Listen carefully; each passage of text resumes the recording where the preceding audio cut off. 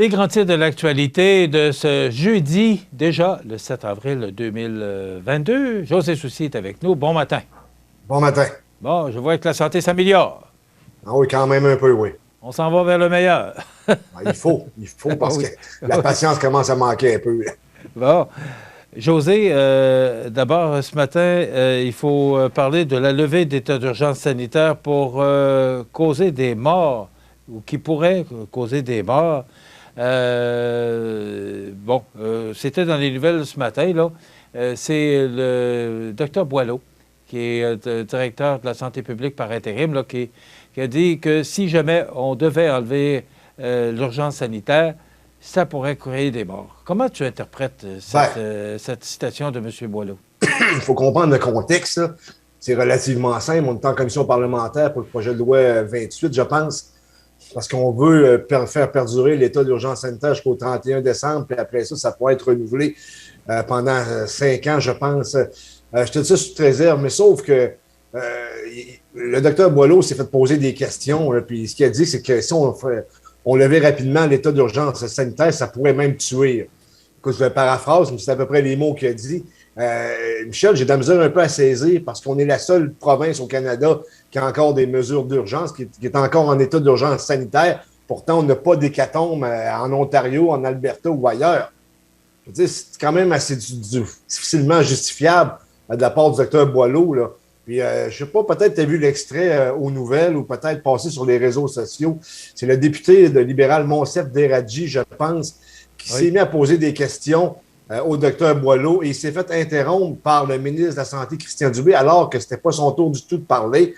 Et ce qu'il disait, c'était simple, c'est que le premier ministre Legault, récemment, a dit que finalement, la COVID, ces temps-ci, c'est un petit rhume, je l'ai pas né, ça donne un petit rhume. Il dit, si ça donne un petit rhume, pourquoi garder l'état d'urgence sanitaire? Pourquoi garder les masques? Il dit, on commence à étirer l'élastique un peu fortement du côté de Québec. Là. Bon, le seul point, José, moi, que je vois là-dedans, c'est de voir monter les hospitalisations, là. Encore une fois, là, pour une 6e fois, là, parce qu'il semblerait qu'on soit dans une 6e vague, mais c'est de voir, encore une fois, monter les hospitalisations. Et on se souvient que avec ce même nombre d'hospitalisations en décembre, le 30 décembre, on sait que M. Legault a fait marche arrière et on est retourné en confinement, là. Absolument. Tu as entièrement raison, Michel, mais en même temps, ça va être ça toutes les années. Là. Je veux dire, on est en 2 saisons, on vient de passer de l'hiver au printemps, c'est normal que les virus sortent. C'est toujours la même chose à chaque année. Est-ce qu'on va vivre ça toutes les années? Je ne le sais pas, tu sais. J'ai pas de réponse toute faite ce matin, mais lorsque tu es la seule place en Amérique du Nord qui garde le masque et l'état d'urgence sanitaire, tu te dis soit qu'on est les meilleurs ou soit que les autres sont dans le champ. Ou ben non, c'est comme on est sur l'autoroute 20 puis on roule à l'envers puis on pense que tout le monde roule à l'envers alors que c'est nous autres qui roulent à l'envers. Là, c'est des questions qu'on doit se poser ce matin. Là. Et les derniers chiffres que j'ai vus, parce que sur Radio-Canada, le soir, dans le bulletin de nouvelles, là, on montre le tableau là, de tout le Canada par province pour le nombre d'hospitalisations. Et on est la province avec le plus grand nombre d'hospitalisations. Et de loin, l'Ontario nous suit là, avec 400 ou 500 hospitalisations de moins. Là. Alors, le Québec est encore une province touchée encore par cette 6e vague. Oui, mais pourtant, on est la province qui a le plus de mesures, Michel. Écoute, il va falloir vivre avec. On a le masque au moins jusqu'au 30 avril, en espérant que le 30 avril, ce sera chose du passé. Et justement, j'avais une entrevue tout à l'heure, Catherine Couillard et Mathieu Sirois. Là. Il y a une activité en fin de semaine. Si les gens veulent porter le masque, ils pourront le faire, mais comme c'est à l'extérieur, les gens pourront s'amuser. Puis je pense qu'on a besoin de ça, José, de changer les idées. Pour le moral, c'est essentiel. José, vers un autre budget Trudeau dépensier, tu te bases sur quoi? Pardon? Tu te bases sur quoi? C'est relativement simple. Il y a eu une alliance récemment entre les néo-démocrates et le Parti libéral. Juste l'assurance dentaire, ça va coûter entre 15 et 20 milliards pour les 3 prochaines années de plus. Tu sais qu'on est minoritaire à Ottawa. Oui, mais avec l'alliance avec le NPD. Les démocrates sont majoritaires. C'est ce que nous coûte l'alliance avec... Excuse-moi, on parle en même temps parce qu'il y a un délai. L'alliance avec le NPD qui nous coûte ce montant-là. Là. Ben, c'est clairement ça, Michel. On veut rester en place. D'ailleurs, je l'ai déjà dit, cette alliance-là n'était pas nécessaire parce que le Parti conservateur du Canada est actuellement dans une course à la chefferie.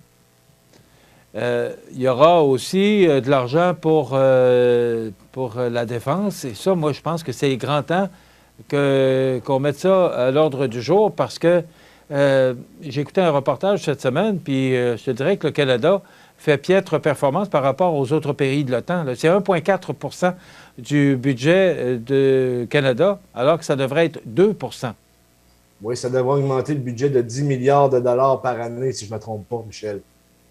Contre le 20 milliards pour l'assurance dentaire universelle, plus le 10 milliards. De plus, déjà que l'économie a mangé une bonne claque par rapport à toutes les mesures qu'on a prises concernant la COVID-19 et que ça a continué. On sait qu'on a littéralement doublé la dette canadienne depuis 2 ans. Ben, au moins depuis 2015, depuis l'arrivée de Justin Trudeau. Là, tu as Chrystia Freeland, qui est la ministre de l'économie, des finances, puis c'est une ancienne journaliste. Michel, à un moment donné, je ne sais pas, il va falloir qu'on trouve des solutions parce que ce soit à Québec ou à Ottawa, l'argent sort des deux côtés, puis il en rentre moins. Là. On a eu énormément de faillites, on a eu énormément de problèmes reliés avec la crise covidienne, et là, on continue cette folle course à la dépense. Puis oui, c'est vrai, ça prend des investissements, mais il va falloir à un moment donné qu'on ait des gouvernements qui priorisent certaines actions au lieu de sortir le chéquier, mais d'un côté, tu donnes des chèques ou tu dépenses, mais de l'autre, il y a moins d'argent qui rentre aussi. Là. Mais moins d'argent qui rentre, laisse-moi peut-être voir un peu... parce qu'avec l'augmentation, le coût de l'inflation, l'augmentation de l'inflation qui est de 5,7, d'abord le pétrole, là, parce que le prix à la pompe, tu sais, les taxes qu'on paye sur le prix à la pompe, c'est beaucoup plus d'argent dans les coffres. Moi, j'ai hâte de voir. La première chose, le premier point que je m'interroge, c'est est-ce que la situation sera meilleure? C'était le cas pour le budget du Québec. Est-ce que la situation financière est meilleure qu'on ne l'avait laissé voir là, pour annoncer le budget là, qui vient de se terminer?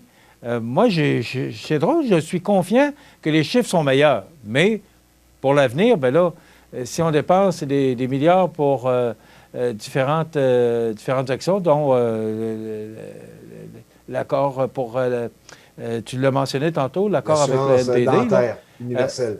Oui, et la défense, parce qu'on a besoin, les équipements de défense nationale sont désuets. Là, on a acheté plusieurs avions, des CF-35, mais on a besoin d'équipements. Alors, moi, je pense qu'on doit investir, mais on est rendu à 1 250 milliards de dettes aussi. Là.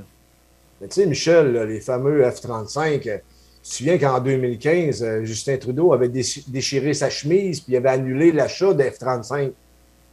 Mais ça a l'air que c'est bon cette année.